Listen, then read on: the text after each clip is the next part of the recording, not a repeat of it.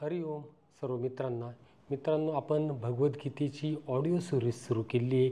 भगवद्गीतेचं श्लोकांमधील वर्णन आपण मराठीमध्ये बघतोय। त्याच्यामधील आपण अध्याय पहिला अर्जुन विषाद योग, नंतर सांख्य योग नावाचा दुसरा अध्याय आणि सर्वात महत्त्वाचा म्हणजे कर्मयोग नावाचा तिसरा अध्याय आपण मागील व्हिडिओमध्ये बघितला। आता आजच्या व्हिडिओमध्ये आपण ज्ञान कर्म संन्यास योग नावाचा चौथा अध्याय आपण बघणार आहोत।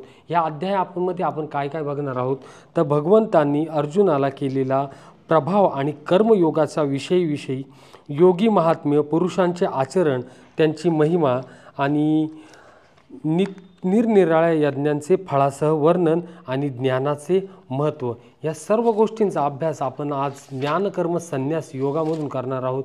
आणि त्याचबरोबर आपले माऊली संत ज्ञानेश्वरांनी भावार्थ दीपिकेमध्ये याचं काय वर्णन केलेलं आहे ते देखील आपण बघणार आहोत। तर सुरू करूया आपली गीतेची ही ऑडिओ सिरीज, हे गीतेचं ज्ञान। वक्रतुंड महाकाय सूर्यकोटी समप्रभ निर्विघ्नं कुरु मे देव सर्वकार्येषु सर्वदा। श्रीकृष्ण गोविंद हरे मुरारे हे नाथ नारायण वासुदेव। अथ चतुर्थो अध्यायः श्रीभगवानुवाच इमं विवस्वते योगं प्रोक्तावानहमव्ययं विवस्वान् मन्ववे प्राह मनुरीक्षा कवे ब्रवीत। श्री भगवान म्हणाले, मी हा अविनाशी योग सूर्याला सांगितला होता। सूर्याने आपला पुत्र मनु याला सांगितला आणि मनुने त्याचा पुत्र राजा इक्ष्वाकू याला सांगितलेला आहे। म्हणजे योग हा कशा रीतीने आपल्यापर्यंत पोहोचलेला आहे तेच भगवंतांनी पहिल्या श्लोकातच याचं वर्णन केलेले आहे। भगवंत अर्जुनाला असं म्हणतात का ज्याचा उपाय कर्मयोग आहे असा हा ज्ञान योग आम्ही पूर्वी विवस्वानाला म्हणजे सूर्याला सांगितला, परंतु त्या गोष्टीला खूप दिवस झाले। सूर्याने हा योग वैवस्वत मनुला सांगितला आणि मनुने त्याचे आचरण करून इक्ष्वाकू नामक आपल्या पुत्रास त्याचा उपदेश दिला। अशी ही मुळापासून परंपरा चालत आलेली आहे आणि तीच योगाची परंपरा आज आपल्याला गीतेतून मिळत आहे असंच भगवंत याच्यातून सांगताय। श्लोक 2 एवं परंपरा प्राप्तमिमं राजर्षयो विदुः सकाले नेह महता योगो नष्ट परंतप। हे परंतप अर्जुना, अशा प्रकारे परंपरेने आलेला हा योग राजर्षींनी जाणला, परंतु त्यानंतर पुष्कळ काळापासून हा योग या पृथ्वीवर लुप्तप्राय झाला। म्हणजे बघा भगवंत याच्यात सांगताय की योग हा फार पूर्वीपासून होता, परंतु जो मधला जो काळ आला त्याच्यामध्ये हा योग लुप्त झालेला होता। माऊली असं म्हणतात, पुढे आणखीही काही राजर्षींना हा योग माहीत होता, परंतु आता अलीकडे तो फारसा कुणी जाणत नाही, कारण प्राणीमात्राची आवड विषय सेवनाविषयी असून देहावरच विशेष प्रेम असल्यामुळे त्यांना आत्मबोधाचा विसर पडला। आस्तिक बुद्धी आडमार्गाने गेल्यामुळे विषय सुख म्हणजेच इति कर्तव्यता असे लोकांना वाटून ते जीवाप्रमाणेच विषय रूप उपाधीवर प्रेम करू लागले। असे पहा, दिगंबराच्या गावात उंची वस्त्रांची चाड काय असणार, किंवा जन्मांधाला सूर्याचा काय उपयोग सांग बरे, किंवा बहिऱ्यांच्या सभेत गाण्याला कोण मान देईल, अथवा कोल्ह्याला चांदण्यापासून कसा आनंद होईल।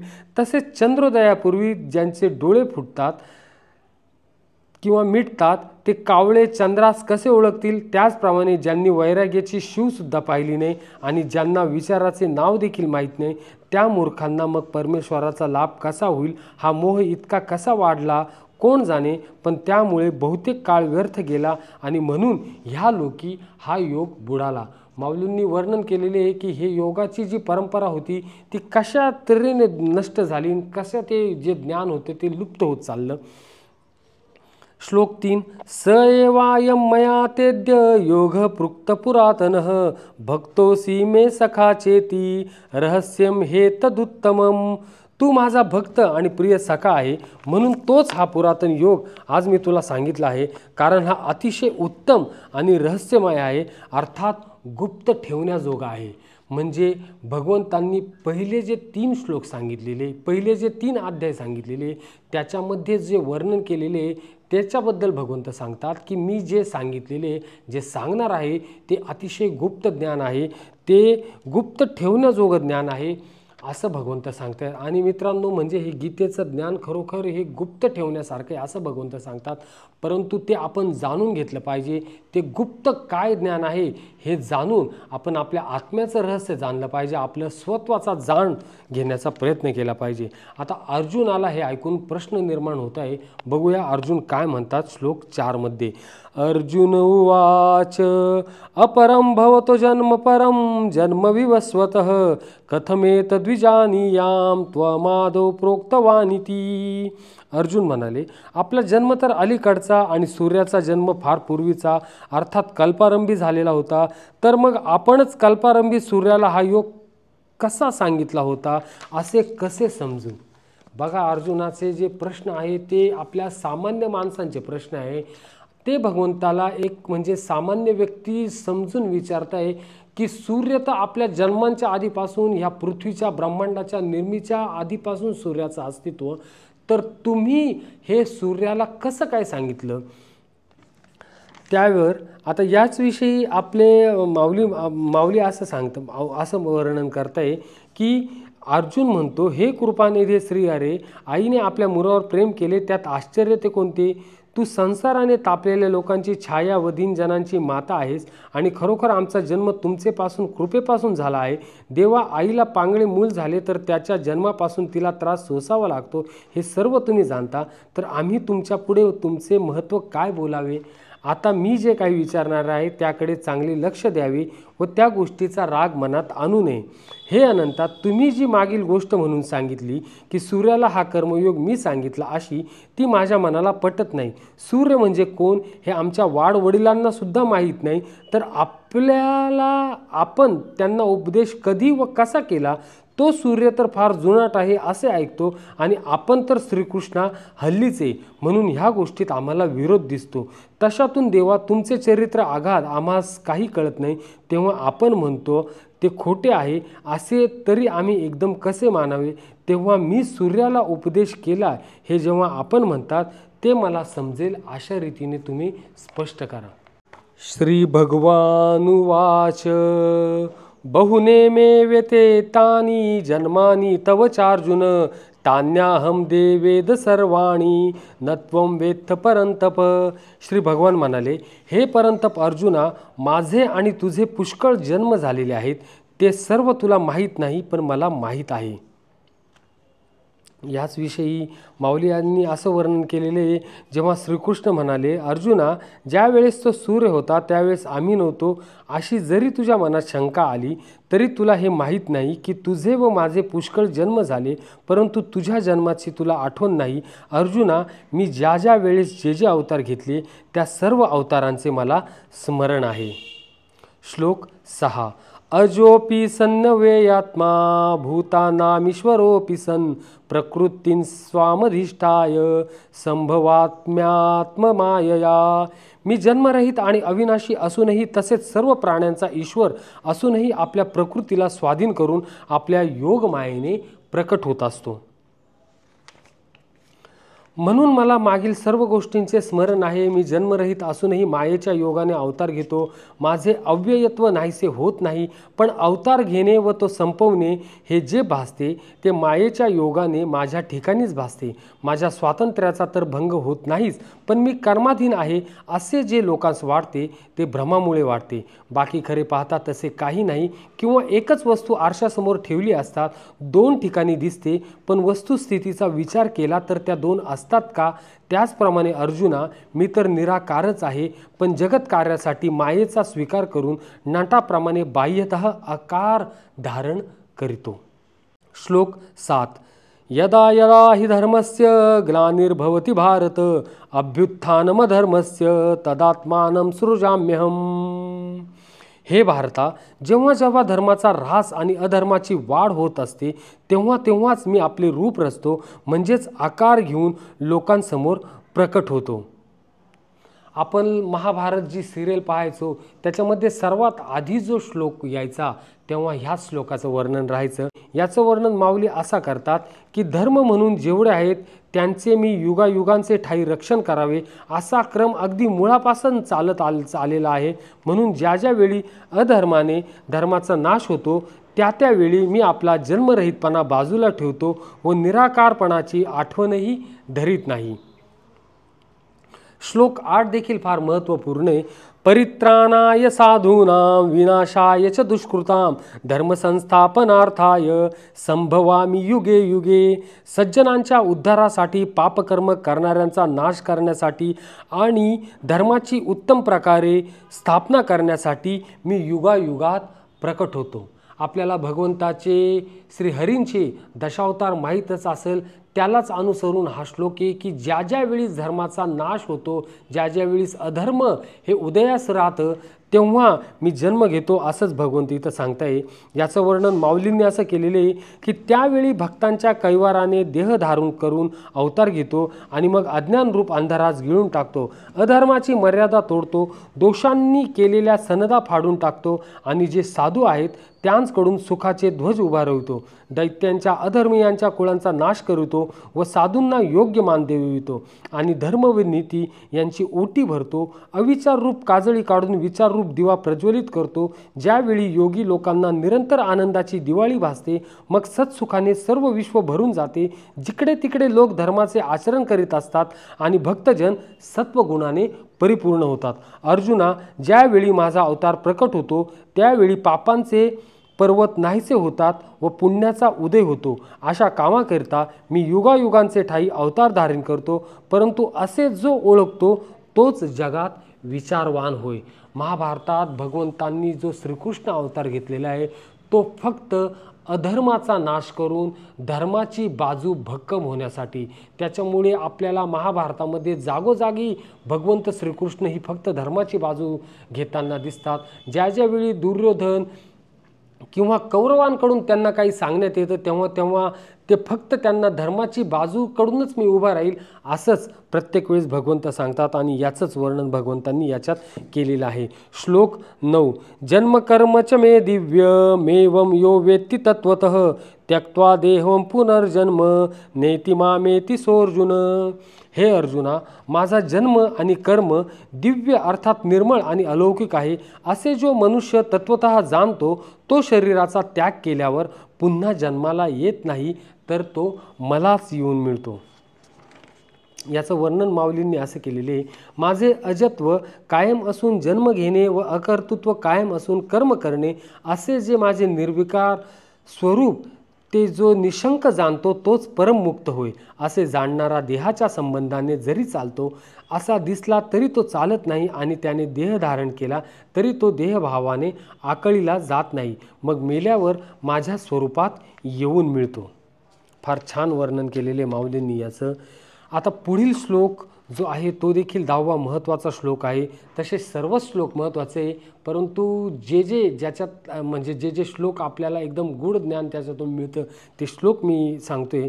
श्लोक 10वा आपण बघूया. वीतराग भय क्रोधा मन्मया मामुपाश्रितः बहवो ज्ञान तपसा पूता मद्भाव मागतः.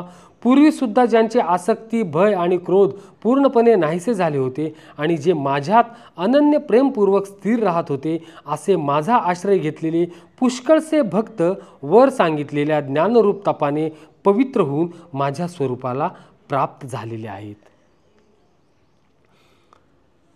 एरवी मागील व पुढील गोष्टींचा जे शोक करीत नाही आणि जे वासनारहित असतात ते कोणत्याही वेळेस क्रोधाच्या मार्गाला जात नाहीत, जे विषयप्रीतीरहित आहेत, जे नेहमी माझ्या स्वरूपाच्या प्राप्तीमुळे आपल्यास धन्य मानतात आणि माझ्याच सेवेमुळे जे वाचले आहेत आणि किंवा जे ज्ञानाच्या बोधाने संतोष पावतात, जे तपाच्या तेजाच्या राशी किंवा ज्ञानाचे घरच अथवा जे तीर्थालाही पवित्र करणारे तीर्थरूप आहेत, ते माझ्या स्वरूपात सहज येऊन मिळतात आणि मद्रूपच होतात. त्यांच्यात व माझ्यात भिन्नभाव नसतो. सांग की पितळेचा कळकटपणा व रंग अजिबात नाहीसा झाला तर मग सोने संपादन करावयास दुसरीकडे गेले पाहिजे काय? तेच सोने.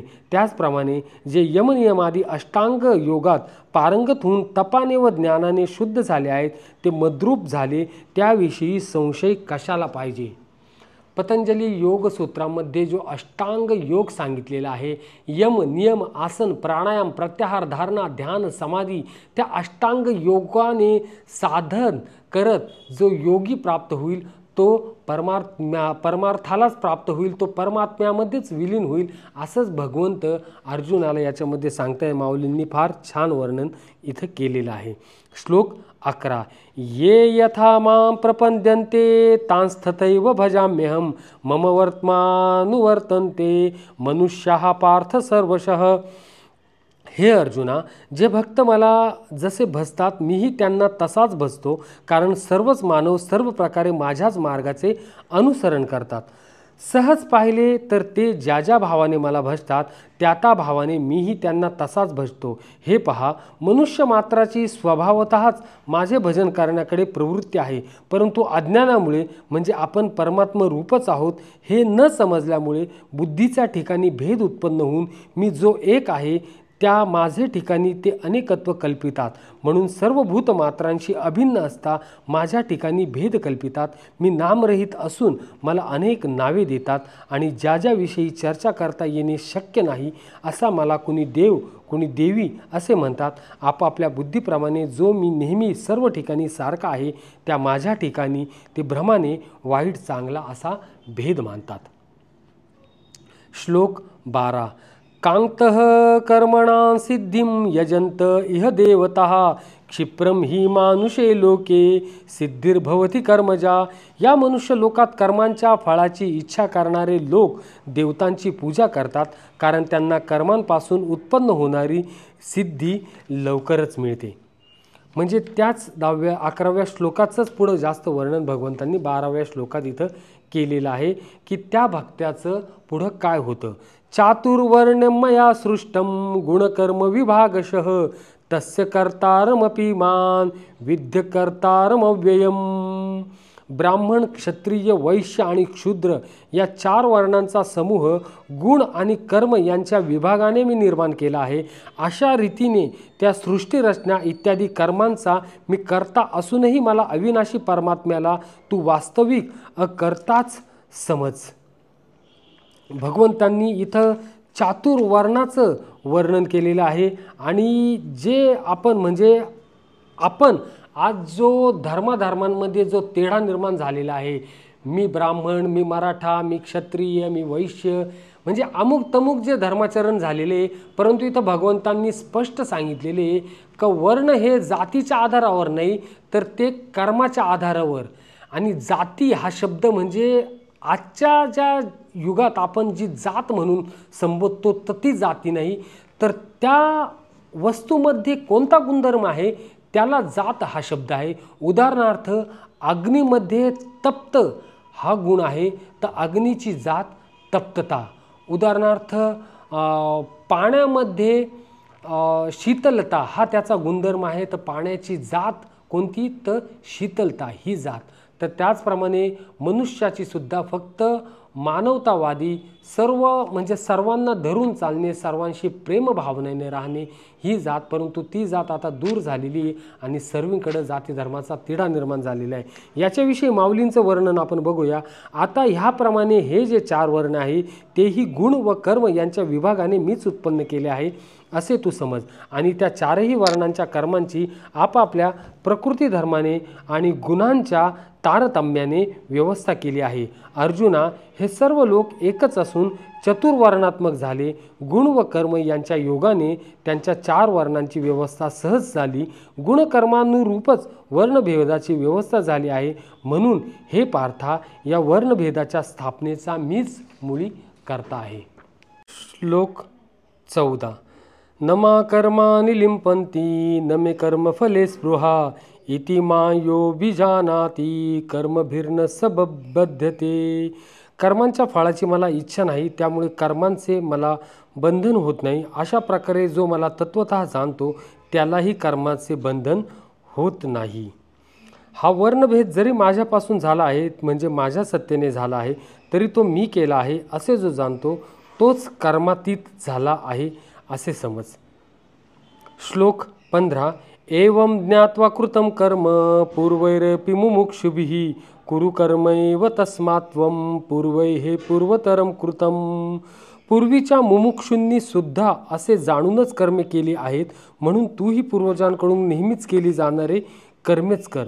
मुमुक्षू म्हणजे कोण, ज्याला मोक्षाची प्राप्ती करण्याची प्रबळ इच्छा झालेली आहे तो आहे मुमुक्षू. याच्याविषयी माऊलींनी असं म्हटलेले आहे, अर्जुना, पूर्वीचे जे मुमुक्षू झाले त्यांनी अशा प्रकारेच मला जाणून सर्व कर्मे केली, परंतु ज्याप्रमाणे भाजलेले बी पेरले असता मुळीच उगवत नाही त्याप्रमाणे त्याची निष्काम कर्मेच त्यांना मोक्षप्राप्तीस कारणीभूत झाली. आणि अर्जुना, त्यात आणखी एक गोष्ट अशी आहे की हे कर्म आहे की कर्म अकर्म आहे याचा विचार आपल्याच मताने ठरवणे बुद्धिमानासुद्धा कठीण आहे. श्लोक 16. किम कर्मेति कवयोप्यत्र मोहितः तत्ते कर्म प्रवक्ष्यामि यज्ञात्वा मोक्षसे शुभात. कर्म काय व अकर्म काय याचा निर्णय करण्याच्या बाबतीत बुद्धिमान पुरुषही संभ्रमात पडतात, म्हणून ते कर्माचे तत्व मी तुला नीट समजावून सांगेन. ते कळले की तू अशुभापासून म्हणजेच कर्मबंधनातून सुटशील. कर्म म्हणताना ते कोणते व अकर्माचे लक्षण काय हा विचार करिता करता शहाणे देखील घोटाळ्यात पडले. जसे खोटे नाणे खऱ्यासारखे हुबेहूब दिसल्यामुळे आपली दृष्टीच आपल्याला संशयात घालते, तसे संकल्प मात्रे करून प्रतिसृष्टी निर्माण करण्याचे सामर्थ्य ज्यांना आहेत ते ज्याला भ्रमाने निष्कर्म असे समजतात ते वास्तविक कर्म असून ते कर्माचे पाशात सापडतात. कर्म विचारामध्ये मोठमोठ्या सर्वज्ञांची त्रेधा उडते. मग मूर्खांची अज्ञानांची गोष्ट कशाला पाहिजे, म्हणून तीच गोष्ट सांगतो ती ऐक.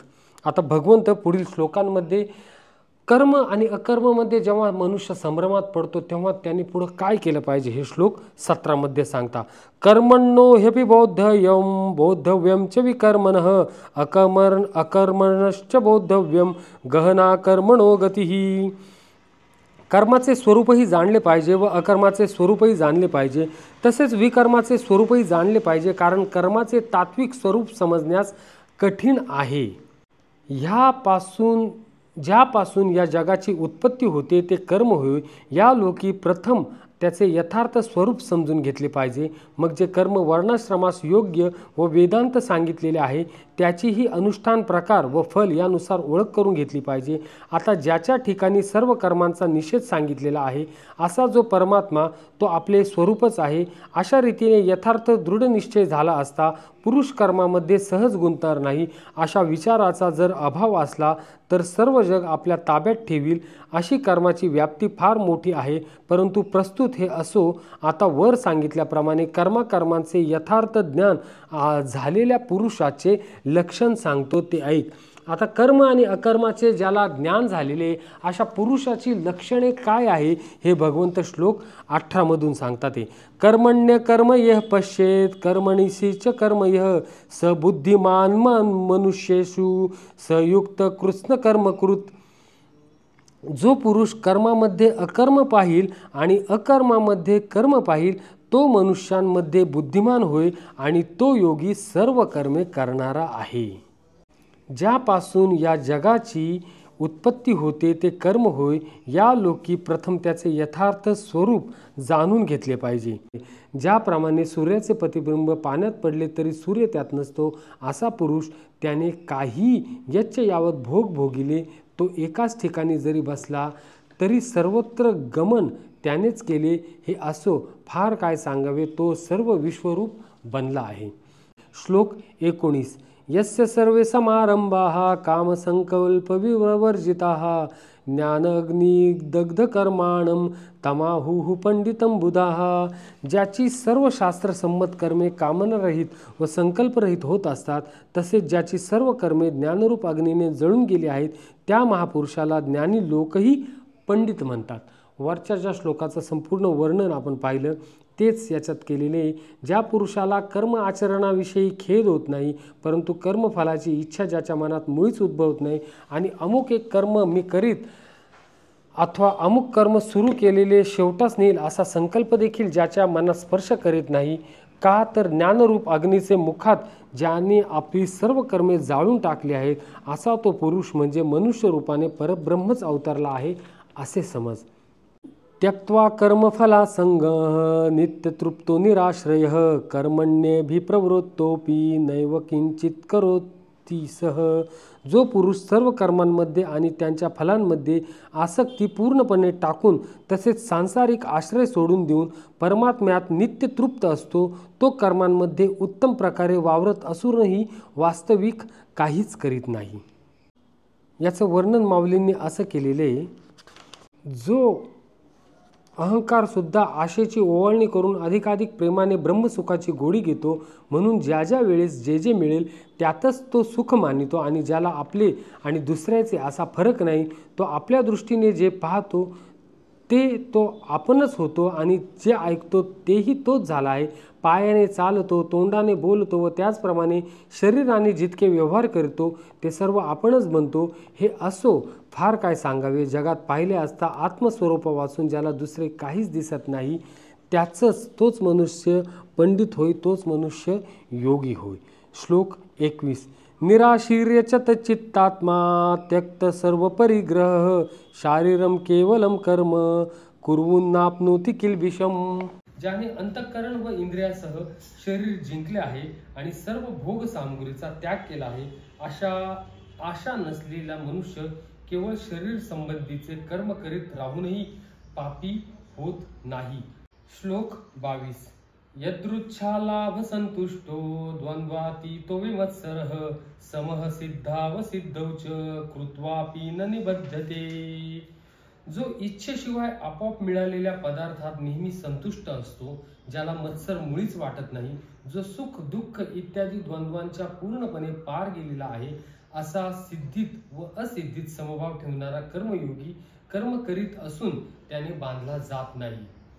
आपण जो अध्याय 2 पाहिला मित्रांनो, त्याच्यात भगवंतांनी स्थितप्रज्ञेची व्याख्या सांगितली होती का सुख आणि दुःख, शीत आणि उष्ण कोणतीही परिस्थिती असो, त्या परिस्थितीत जेव्हा समभावात जो व्यक्ती राहतो, ज्याला कसलीच आशा नसते राहिलेली, सुख आलं तरी तो त्या स्थितीत राहतो, दुःख आलं तरी तो समभावातच राहतो, असा स्थितप्रज्ञ मनुष्य आपण त्या अध्यायात पाहिला आणि त्याचंच वर्णन भगवंत इथं पुढे करतात.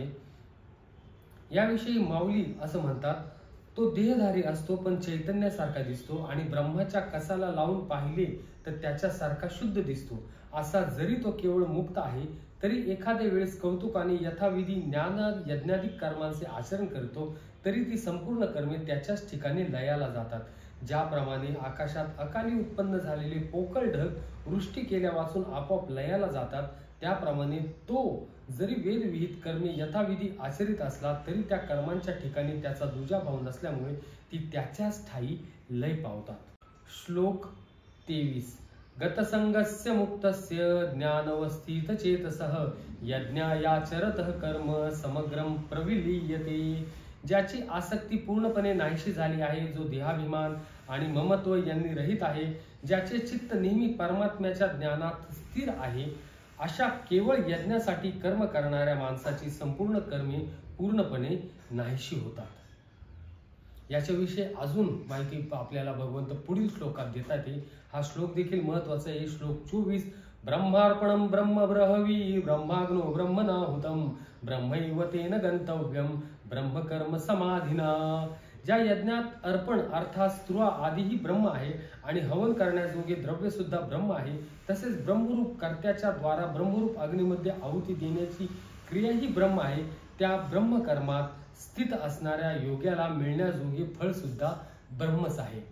इथं मला आपले आद्य गुरु शंकराचार्य यांनी जे ब्रह्माचं महत्व सांगितलेलं होतं, अहम ब्रह्मास्मी, म्हणजे तू ही ब्रह्म, बाहेरही ब्रह्म, जे करतोय तेही ब्रह्म, हे सर्व जगच ब्रह्ममय आहे, सच्चिदानंद रूप आहे.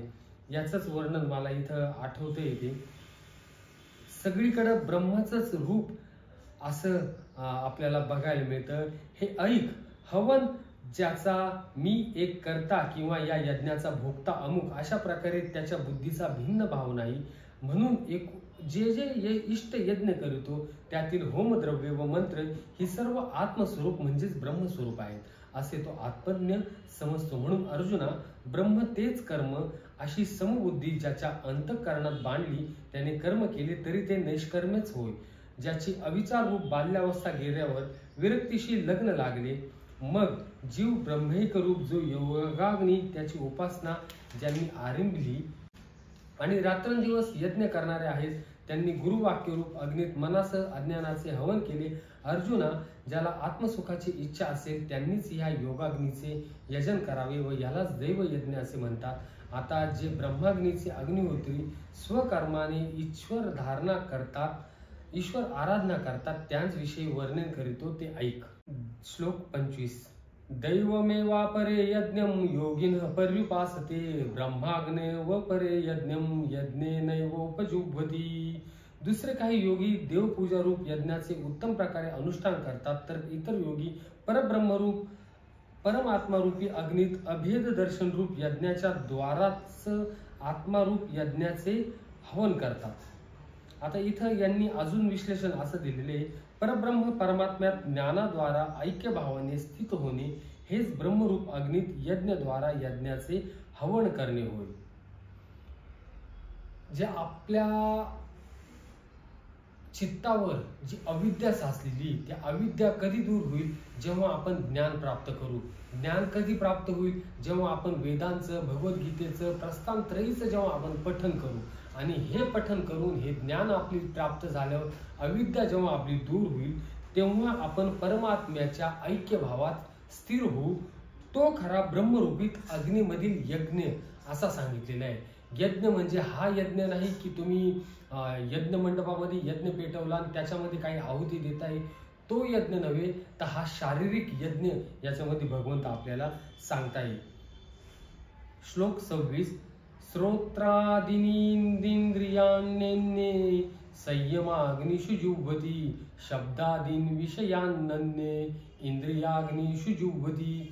दुसरे काही योगी कान इत्यादी इंद्रियांचे संयम रूप अग्नीत हवन करतात. इतर योगी शब्द इत्यादी सर्व विषयांचे इंद्रिय रूप अग्नीत हवन करतात. आपले जे हे इंद्रिय, या इंद्रियांचा जो लोभ मोह आहे, जो आपले षड्रिपू आहे, त्यांचा ह्या इंद्रियांमध्ये दमन करणं, ह्या इंद्रियांनुसार न चालता त्या इंद्रियांना दमन करून त्या इंद्रियांना संयमित ठेवून जे हवन आपण करू तोच यज्ञ इथं भगवंतांनी सांगितलेला आहे. माऊली याचं वर्णन असं करतात, कुणी आत्मसंयम रूप अग्नीमध्ये होम करणारे ते कायिक, वाचिक, मानसिक या 3 युक्ती मंत्रांनी पवित्र इंद्रिय रूप द्रव्याने हवन करतात. कुणी वैराग्य रूपी सूर्य उगवल्यावर संयम अग्नीचे उद्धरण करून तो प्रज्वलित झाल्यावर इंद्रिय रूप अग्नी ज्ञानाने पेटवतात. त्या इंद्रिय अग्निनाने वैराग्य रूप ज्वाला घेतली तेव्हा लागलीच विषय विकार रूप लाकडी पेटली, तेव्हा ज्ञानांद्रियांच्या कुंडांचा आशारूप धुराने त्याग केला. मग वेदांत सांगितलेल्या विधीच्या योगाने इंद्रिय रूप अग्नी पेटलेल्या कुंडात विषयांच्या मोठ्या आहुती दिल्या. श्लोक 27. सर्वानींद्रिया कर्माणि प्राणकर्माणि चापरे आत्मसंयम योगाग्नौ जुह्वति ज्ञानदीपिते. अन्य योगी इंद्रियांच्या सर्व क्रिया आणि प्राणांच्या सर्व क्रिया यांचे ज्ञानाने प्रकाशित जो आत्मसंयम योगरूप अग्नी त्यात हवन करतात. श्लोक 28. द्रव्य यज्ञास्तपो यज्ञ योग यज्ञास्तथा परे स्वाध्याय ज्ञान यज्ञाश्च यतयः संशिता व्रतः. काही पुरुष द्रव्य विषयक यज्ञ करणारे असतात, काही जण तपश्चर्या रूप यज्ञ करणारे असतात, तसेच दुसरे काही जण योग रूप यज्ञ करणारे असतात. कितीतरी जण अहिंसा इत्यादी कटक व्रत पाळणारे यत्नशील पुरुष स्वाध्याय रूप ज्ञान यज्ञ करणारे असतात. श्लोक 29 आणि 30 आपण कंटिन्यू बघूया.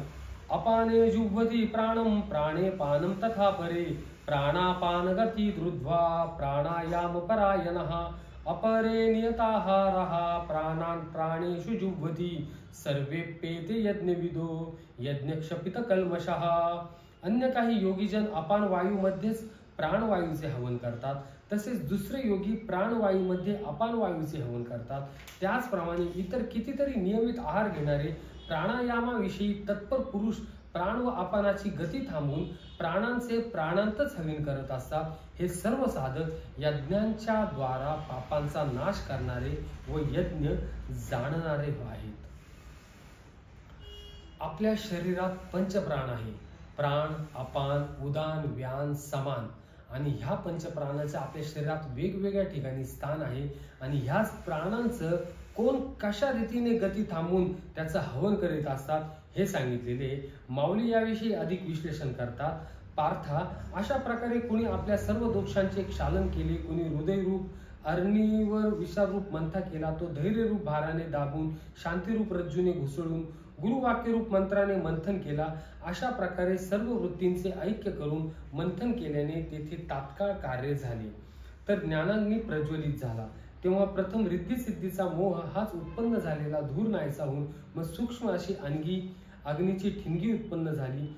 शमदमांनी शुष्क झालेले निर्दोष मन त्याच अग्नीला पेटवून घेतले. त्याच्या साह्याने मोठी ज्वाला उत्पन्न झाली. नंतर वासनारूप समिधांना अनेक प्रकारचा मोह हे धृत लावून त्या जाळल्या.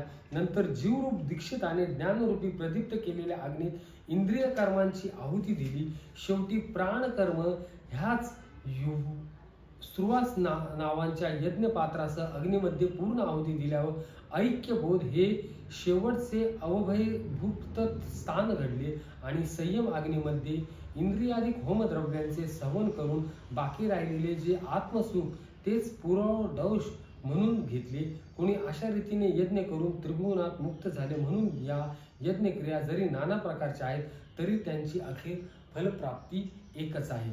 माणसाचा संयम किती महत्वाचा आहे हेच यांनी याच्यातून सांगितलेलं आहे. श्लोक 31. यज्ञशिष्टामृतभुजो यान्ति ब्रह्म सनातनम नायम लोकस्य यज्ञस्य कुतोन्यः कुरुसत्तम. हे कुरुश्रेष्ठ अर्जुना, यज्ञातून शिल्लक राहिलेल्या अमृताचा अनुभव घेणारे योगी सनातन परब्रह्म परमात्म्याला प्राप्त होतात. यज्ञ न करणाऱ्या पुरुषाला हा मनुष्य लोक सुद्धा सुखदायक होत नाही तर परलोक कसा सुखदायक होईल. माऊली म्हणतात, असे जे अनादि सिद्ध व शुद्ध यज्ञ विशिष्ट ब्रह्म, त्या ब्रह्माचे हे ब्रह्मनिष्ठ लोक अहम ब्रह्मास्मी, मी ब्रह्म आहे या मंत्राने सेवन करतात. ह्याप्रमाणे यज्ञाचे शिल्लक राहिलेले ज्ञानरूप अमृत पिऊन जे तृप्त होऊन अमर होतात ते सहज ब्रह्मत्व पावतात. त्यांच्या हातून या यज्ञाचे आचरण घडत नाही. ज्यांना विरक्ती माळ घालीत नाही, ज्यांना आत्मसंयमन करता येत नाही व जन्मास आले असता योगही करीत नाही. अर्जुना, ज्यांची इहलोकी धडगत नाही, त्यांची परलोकाची हाल हवाल कशाला पुसतो, त्यांच्याविषयी गोष्टच बोलणे नको. श्लोक 32. एवं बहुविधा यज्ञा वितता ब्रह्मणो मुखे कर्मजान विधी तान सर्वान एवं ज्ञात्वा विमोक्षसे. अशा प्रकारे इतरही पुष्कळ प्रकारचे यज्ञ वेदवाणीत विस्ताराने सांगितलेले गेलेले आहेत. ते सर्व तू मन, इंद्रिय आणि शरीर यांच्या क्रियांनी उत्पन्न होणारे आहेत असे समज. अशा प्रकारे तत्वतः जाणून त्यांचे अनुष्ठान केल्याने तू कर्मबंधनातून सर्वस्वी मुक्त होशील. माऊली म्हणतात, अशा प्रकारे जे तुला पुष्कळ प्रकारचे 12 यज्ञ सांगितले त्यांच्याबद्दल वेदांत पुष्कळ विस्ताराने चांगले वर्णन केले आहे. परंतु वेदातील त्यांचे वर्णन ऐकून आपल्याला काय करावयाचे आहे त्यातील सार हेच की हे सर्व यज्ञ कर्मापासून उत्पन्न झालेले आहे. एवढे जाणले असता कर्माची बाधा होणार नाही. श्लोक 33. श्रेयान द्रव्यमयाज्ञान यज्ञ परंतप सर्वं कर्माखिलं पार्थ ज्ञान परिसमाप्यते. हे परंतप अर्जुना, द्रव्यमय यज्ञापेक्षा ज्ञान यज्ञ अत्यंत श्रेष्ठ आहे. तसेच यज्ञ यावत सर्व कर्मे ज्ञानात समाप्त होतात. माऊली देखील याच्याविषयी जास्त विश्लेषण करतात. अर्जुना, ज्या यज्ञाचे मूळ वेद आणि ज्यात क्रियांचा खटाटोप खूप आहे व ज्यांचे पहिले फल स्वर्ग आहे ते द्रव्यादी यज्ञ आहेत खरे, परंतु सूर्यापुढे जसे नक्षत्रांचे तेज नाहीसे होते त्याप्रमाणे ज्ञान यज्ञाची बरोबरी पावत नाही.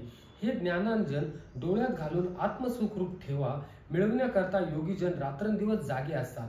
जे ज्ञान आरंभिलेल्या कर्मांचे प्राप्यस्थान आहे, जे ब्रह्मबोधाची खाण आहे व आत्मप्राप्तीकरता भुकेलेल्या साधकांच्या तृप्तींचे स्थान आहे, ज्या ठिकाणी कर्माची प्रवृत्ती थांबली व तर्काची दृष्टी गेली आणि ज्याच्या योगाने इंद्रिये विषय सेवन करणे विसरली, ज्या ठिकाणी मनाचे मनपण गेले, जेथे शब्दाची धाव खुंटली आणि ज्या ठिकाणी ज्ञेय ब्रह्म व्यापलेले दिसते, ज्या ठिकाणी वैराग्याची कष्टप्रद स्थिती नाहीशी होते, विचाराची हाव नष्ट होते, श्रमाप वाचून आपोआपच आत्मज्ञान होते, असे जे सर्वोत्कृष्ट ज्ञान ते तुला मिळवण्याची इच्छा असेल तर तू ब्रह्मज्ञान संपन्न असे जे संत त्यांची सेवाभावाने सेवा कर. श्लोक 34. तद्दीधी प्रणिपातेन परिप्रश्नेन सेवया उपदेक्षन्ति ते ज्ञानम ज्ञानिनस्त्वस्तदर्शिनः. हे ज्ञान तू तत्व साक्षात्कारी ज्ञानी लोकांच्याकडे जाऊन समजून घे. त्यांना साष्टांग नमस्कार केल्याने, त्यांची सेवा केल्याने आणि निष्कपटपणे सरळ मनाने त्यांना प्रश्न विचारल्याने परमात्मा तत्व उत्तम रीतीने जाणणारे ते ज्ञानी महात्मे तुला या तत्वज्ञानाचा उपदेश करतील. श्लोक 35. यज्ञात्वा न पुनर्मोह मेवं यास्यसि पांडव येन भूतान्य शेषेण द्रक्ष्यस्यात् मन्यथो मयी. जे जाणल्याने पुन्हा तू अशा प्रकारच्या मोहात पडणार नाहीस, तसेच हे अर्जुना, ज्या ज्ञानामुळे तू सर्व प्राणी मात्र पूर्णपणे प्रथम आपल्यात आणि नंतर मग सच्चिदानंद परमात्म्यात पाहशील. म्हणजे जे सर्वोत्कृष्ट ज्ञान आपण आधीच पाहिलं, जे सर्वोत्कृष्ट ज्ञान तुला मिळवण्याची इच्छा असेल तर तू ब्रह्मज्ञान संपन्न असे जे संत त्यांची सर्व भावाने सेवा कर. ते संत ज्ञानाचे घर असून सेवा धर्म हा त्या घराचा उंबरठा आहे. हे अर्जुना, तू तिकडे वळून सेवा धर्मरूपी उंबरठा आपल्या स्वाधीन करून घे. म्हणजे संतांची सेवा कर. ती म्हणशील तर शरीराने, मनाने व जीवाने सर्व प्रकारांनी गर्भरहित होऊन चरणांची सेवा करावी. अशा प्रकारच्या सेवेने मन प्रसन्न झाल्यानंतर त्या प्रसन्न स्थितीत त्यांना शिष्यांनी जन्म, मरण, दुःखरूप संसार व निवृत्ती याविषयी प्रश्न केला असता तेही कृपेने उपदेश करतात. त्या उपदेशापासून होणाऱ्या बोधांचे ऐश्वर्य असे आहे की शिष्याचे अंतःकरणात संसाराची कल्पना पुन्हा येत नाही. श्लोक 36. अपि चेदसि पापेभ्यः सर्वभ्यः पापकृतमः सर्वं ज्ञानप्लवेनैव वृजिनं संतरिष्यसि. जरी तू इतर सर्व पाप्यांहूनही अधिक पाप करणारा असलास तरीही तू ज्ञानरूप नौकेने खात्रीने संपूर्ण पाप समुद्रातून चांगल्या प्रकारे तरून जाशील. माऊली याच्याविषयी अधिक सांगतात. ज्यांच्या उपदेशाप्रमाणे ब्रह्माप्रमाणे निसंशय निर्धास्त अंतःकरण ज्यावेळेस होईल त्यावेळी आपणासह वर्तमान सर्व भूते माझ्या अखंड स्वरूपाच्या ठिकाणी तू पाहशील. पार्था, अशा रीतीने जेव्हा संतांची कृपा होईल तेव्हा तुझे अंतःकरणात ज्ञानाचा उदय होऊन मोहरूपी अंधार नाहीसा होईल. श्लोक 37. यथैधांसी समिद्धोऽग्निर्भस्मात् कुरुते अर्जुन ज्ञानाग्निः सर्व कर्माणि भस्मासात् कुरुते तथा.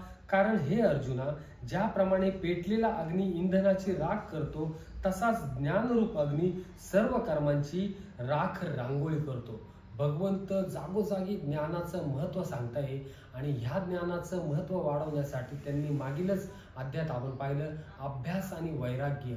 याच्यासाठी सतत अभ्यास केला पाहिजे. आपल्या ज्या मनावर जी अविद्या साचलेली ती अविद्या जर दूर करायची असेल तर त्याला उपाय एकच, विद्या प्राप्त करणे, ज्ञान ग्रहण करणे. माऊली देखील ह्या श्लोकाचं वर्णन असं करतात. त्रैलोक्य पेटल्यावर आकाशात पसरलेल्या त्याच्या धुराला पार उडवून देणारी जी प्रलय काळाची वावटळ तिला ढग नाहीसे करणे अवघड आहे का? किंवा वाऱ्याच्या साह्याने अग्नी भडकला असता जो पाणीही जाळून टाकितो तो प्रलय काळची अग्नी गवत आणि काष्टी यांनी विझेल का? म्हणजे फारच वर्णन केलेले माऊलींनी याच्यामध्ये. ज्ञानाची जर प्राप्ती झाली ना तर मनुष्य हा आपोआप इंद्रियांचं दमन करून इंद्रियांना ताब्यात ठेवून बरोबर संयमित अवस्थेत राहतो. श्लोक 38. नहि ज्ञानेन सदृशं पवित्रमिह विद्यते तस्वयं योग संसिद्धः कालेनात्मनि विंदती. या जगात ज्ञानासारखे पवित्र करणारे खात्रीने दुसरे काहीही नाही. ते ज्ञान कितीतरी काळाने कर्मयोगाने अंतःकरण शुद्ध झालेला माणूस आपोआपच आपल्या आत्म्यात प्राप्त करून घेतो. ज्ञानाचं महत्व भगवंतांनी ह्या श्लोकात सांगितलेले. माऊलींनी देखील याचं विश्लेषण फार छान केलेले असो. ह्या गोष्टी कधी घडणार नाहीत आणि त्यांचा विचार करणे हे विसंगत आहे. म्हणून ज्ञानाचा जो जो विचार करावा तो त्याच्या योग्यतेची पवित्र वस्तू दुसरी कोणतीच दिसत नाही. ज्याप्रमाणे चैतन्य दुसरे नाही ते एकच आहे त्याप्रमाणे ह्या लोकी ज्ञान हीच एक उत्तम वस्तू असून त्याच्या बरोबरीची दुसरी वस्तू नाही. जर सूर्याचे कसोटीला त्याच्या प्रतिबिंबाचे तेज लागेल किंवा आकाशाला आपल्या कवळ्यात कवटाळता येईल किंवा पृथ्वीच्या बरोबरीची दुसरी वजनदार वस्तू जर सापडेल तरच अर्जुना ज्ञानासारखी दुसरी वस्तू संभवेल. म्हणून पुष्कळ प्रकाराने अनेक वेळा विचार करून पाहता ह्या ज्ञानाचे पावित्र्य एका ज्ञानालाच आहे.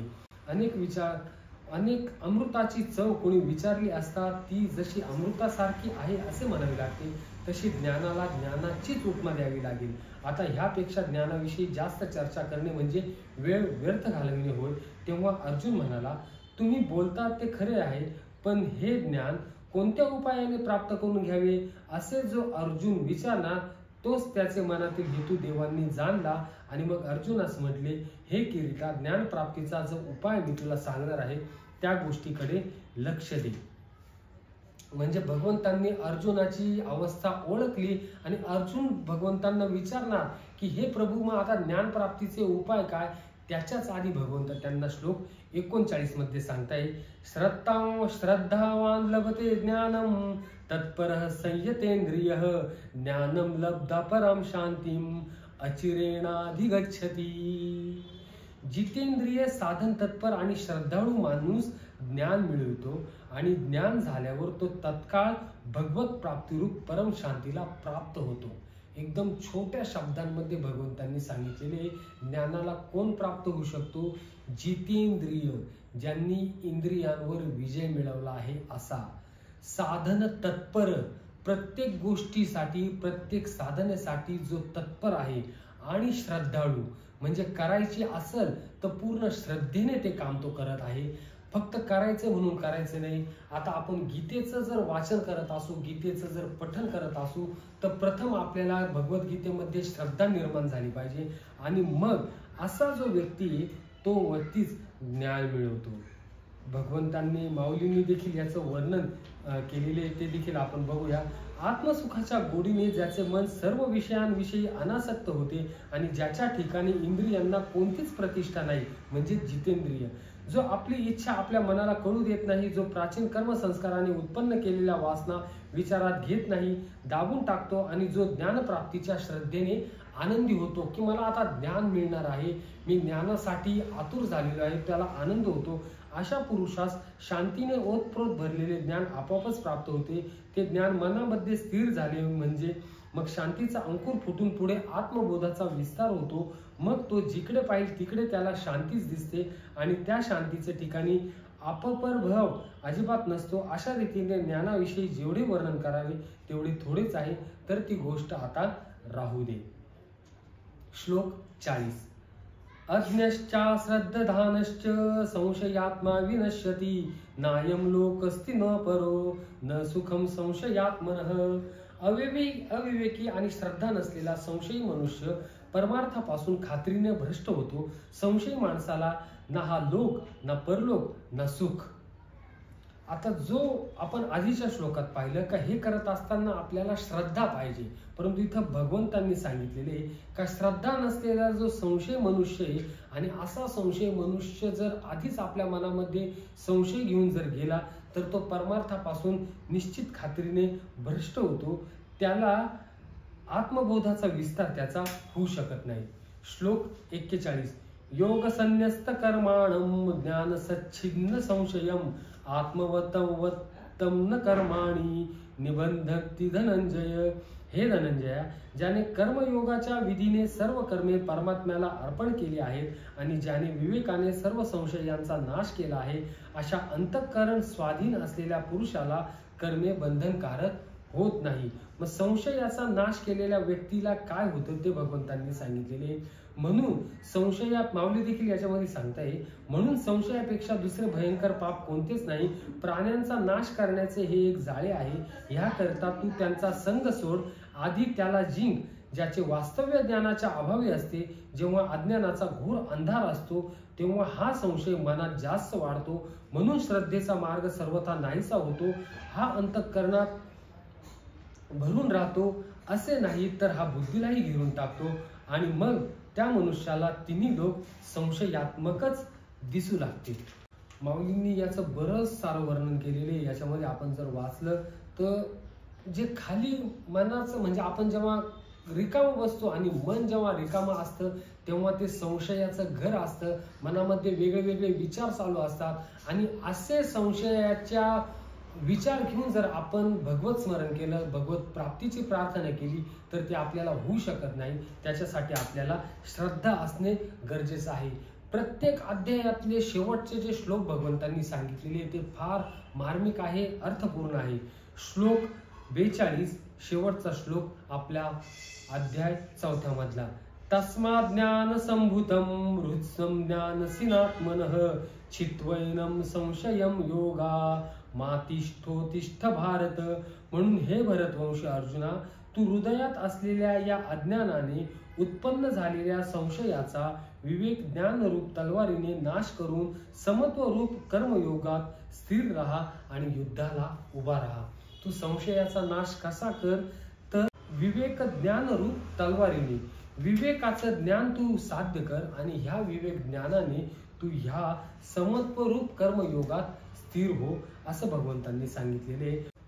तर आता पुढे आपण 5वा अध्याय बघणार आहोत. 5वा अध्याय मध्ये देखील भगवंतांनी आपण जो आज बघितलेला आहे ज्ञान कर्म संन्यास योग, त्याचाच पुढं भगवंतांनी जेव्हा ही संशयाची वृत्ती माणसाची विवेक ज्ञानाने नाहीशी होती, तेव्हा कर्म संन्यास योग नावाचा 5वा अध्याय भगवंतांनी सांगितलेला आहे. 5वा अध्याय आपण पुढील भागात बघूया. अध्याय 4 आपण आता इथं समाप्त करूया. ओम तत्सदिति श्रीमद्भगवद्गीतासु उपनिषत्सु ब्रह्मविद्यायां योगशास्त्रे श्रीकृष्णार्जुन संवादे ज्ञानकर्म संन्यास योगो नाम चतुर्थोऽध्यायः. श्रीकृष्णार्पणमस्तु.